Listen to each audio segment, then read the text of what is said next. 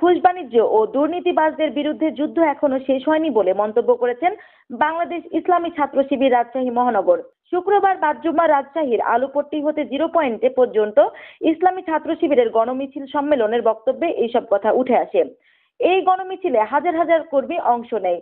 এই সময় বক্তব্য রাখেন মোহাম্মদ ইমরান নাজির, সাধারণ সম্পাদক রাজশাহী মহানগর, মোহাম্মদ শামীম হোসেন, সভাপতি রাজশাহী মহানগর, মোহাম্মদ জাহিদ, সভাপতি রাজশাহী বিশ্ববিদ্যালয়। বক্তব্যে ইসলামী ছাত্র শিবিরের নেতৃবৃন্দ বলেন, রাজশাহীতে চাঁদাবাজ, দুর্নীতিবাজ, ঘুষ বাণিজ্য শেষ হয়নি। বক্তব্যে আরো উঠে আসে, 16 বছর পর জাতি জুলুমের হাত থেকে রক্ষা পেয়েছে। নতুনভাবে বাংলাদেশ স্বাধীন হয়েছে, আর এটা সম্ভব হয়েছে দেশের ভবিষ্যৎ ছাত্র সমাজের দ্বারা।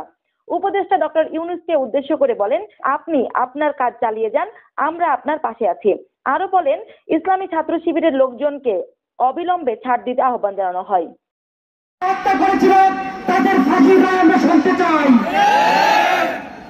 একইভাবে গণঅভ্যুত্থান পরবর্তী বাংলাদেশে আমরা কি নতুন বাংলাদেশের স্বপ্ন রেখেছিলাম, কিন্তু আমরা কি দেখতে পাচ্ছি আজকে টেম্পিস্টান দখলের নামে চাঁদাবাজি শুরু হয়েছে।